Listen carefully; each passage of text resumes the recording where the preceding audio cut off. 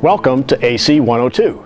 In this segment, we'll be discussing potential AC system problems and the fastest way for you to diagnose a system failure.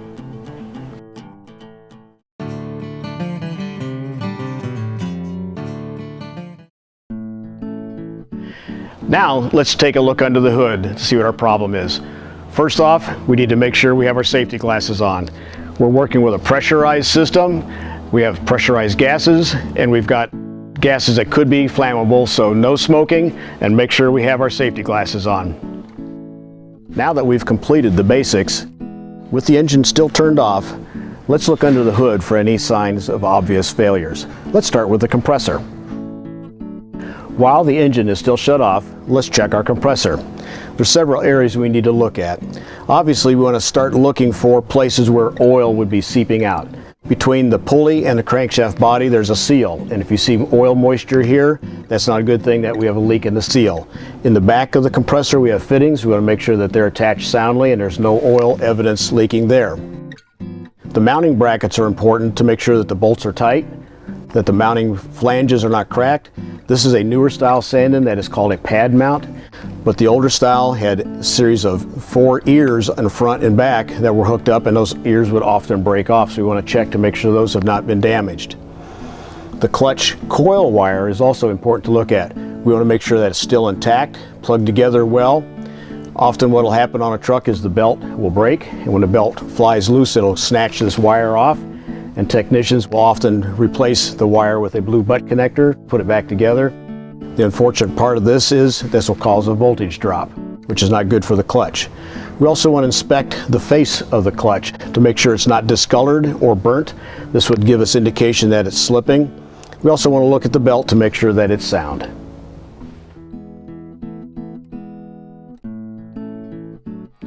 Some of the places we want to check: anywhere there's a hose fitting or connection.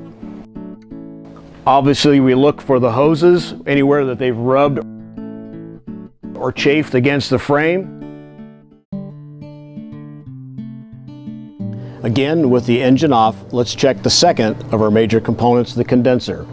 Again, remember, in our class, the condenser is where we're moving the heat from the cabin away from the cabin. So this point, we have to have no restrictions. We want to look for any damage. We want to make sure that there's no stones that have hit and damaged the tubes. We want to make sure there's no bugs or dirt or debris plugging the condenser. We need to have clean airflow going through here.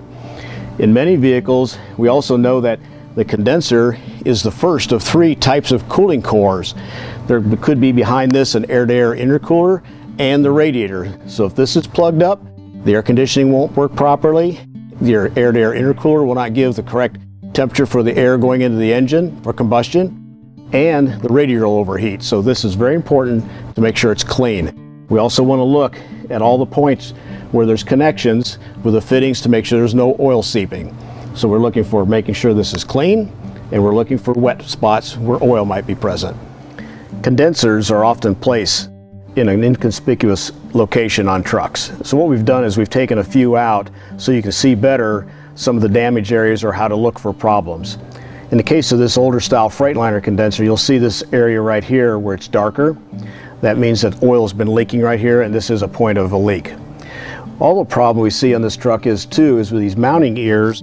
It's not a problem with the condenser, but where they hook to the frame of the truck, it's a rigid mount. In fact, you can see that the ears are bent.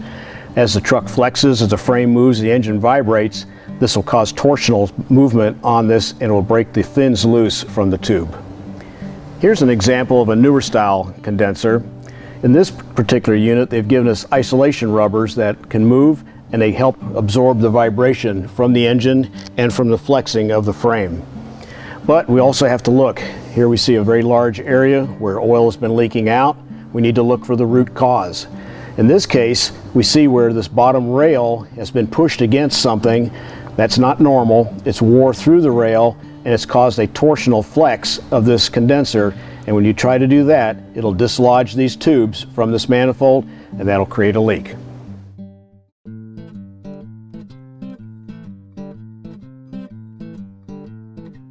Again, while our engine is still off, we're going to go to the third major component in our system, the receiver dryer. With our receiver dryer, we want to look for any apparent areas of oil leaking or refrigerant leaking. We also want to inspect our pressure switches. We notice that there's two switches on this particular unit. We want to make sure that they're still secure, that the wires have not been tampered with or not had butt connectors placed on them. These are the actual pressure switches that are on there. We want to make sure that there's no jumper wires. In other words, somebody has not hot wired across this to eliminate the switches. So we want to make sure that they're plugged in, the wiring is sound, and that the switches are in their correct positions. The next major component we're going to look at is our evaporator. We've already removed the front cover of the evaporator, and now I'm going to take the actual front face off the evaporator, which will give us access to the evaporator core itself. Here we find our cabin air filter. Older trucks don't have these, and that's a sad thing, because what happens is the dirt that we'll see on this filter ends up collecting on the evaporator. We have to remember, as the evaporator runs, it's wet, and when dust and dirt and road debris gets sucked up into it, it sticks to the fins, plugs the fins up, and like our condenser, if we have restriction of airflow, we're not going to have the transfer of heat that we need. So let's take a look at this filter. Okay, as we can see, this filter's pretty dirty compared to what a new one would look like. But the filter did its job, and that's exactly why it's replaceable.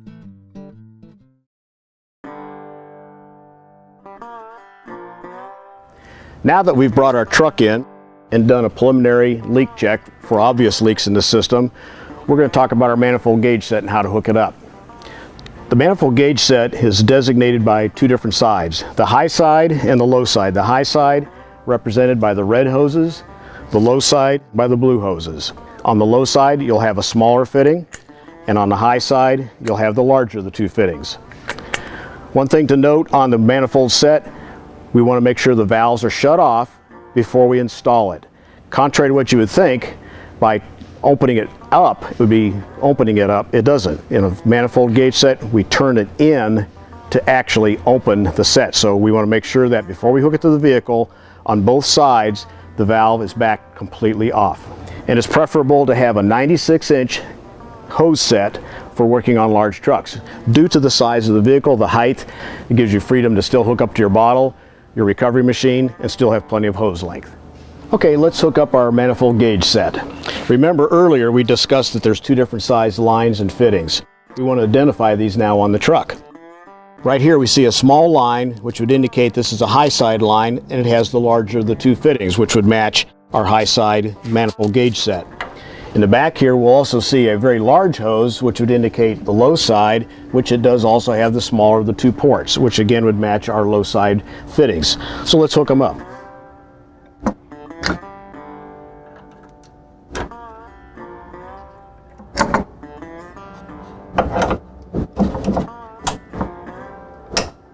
Now, when we're ready to open our gauge setup, we're opening it at the end of the fitting, not the manifold set. We only open these up when we're ready to put refrigerant in or do recovery action. So we'll be opening both these ports. What we're going to be looking for is refrigerant readings. When we first open them, if both gauges show the same pressure, we know we have refrigerant in the system. If both gauges show 0, then we know we have no refrigerant in the system, and recovery is not even necessary at this point in time. We know we've got a leak.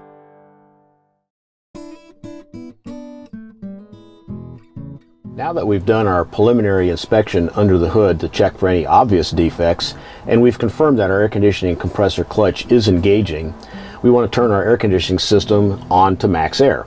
So we turn the control to the maximum cold setting and turn our fan to the first position to activate the system, and we can tell that the fan is running and make sure we can see that the air conditioning compressor clutch is engaged.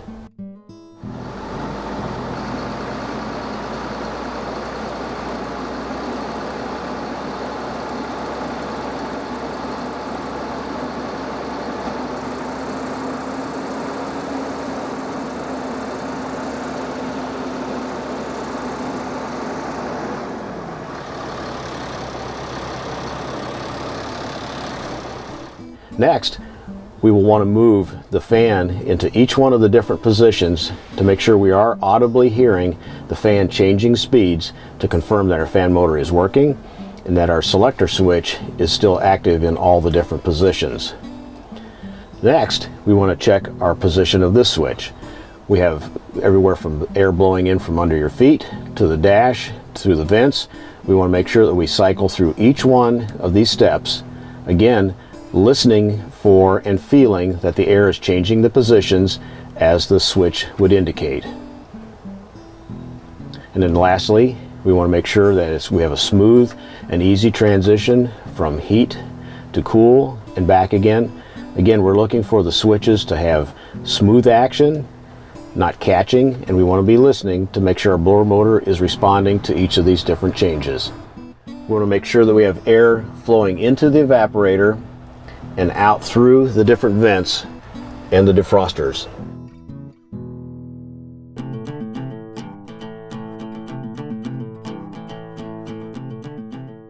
For the AC system to work properly, the following are needed. Number one, a compressor that is in good working order. We've looked for leaks, cracks in the housing, and we've made sure that the hub rotates freely. Number two, a sealed system that has been evacuated to remove all air and moisture. We've pulled a good vacuum, and after we've pulled the vacuum, we wait 10 minutes to check for leaks. If the needle starts to move back towards zero, we see that there's a leak and we need to recheck for that leak. The system must be free of any solid particulates and debris. If possible, we flush the condenser, the lines, and the evaporator. Number three, a proper charge of refrigerant. We've referred to the OEM tag on the vehicle to confirm the correct volume of refrigerant. Number four, a proper charge of clean refrigerant oil in the compressor and the system components. In other words, we need 10 ounces of oil in our Sandon style compressors. We need 14 ounces in the TCCI type compressors, and the correct amount of oil in the rest of the system. Number five, we need unrestricted airflow through the evaporator and through the condenser. In other words, no dirt, no bugs, or damaged fins.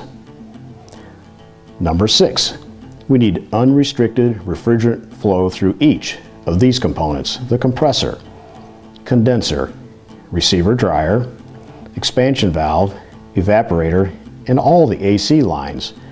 In other words, no components frosting up like the dryer, the condenser, or the expansion valve. And number seven, we have electronically checked devices that control the performance of the following: compressor clutch, blower motor, blend doors, and the engine cooling fan.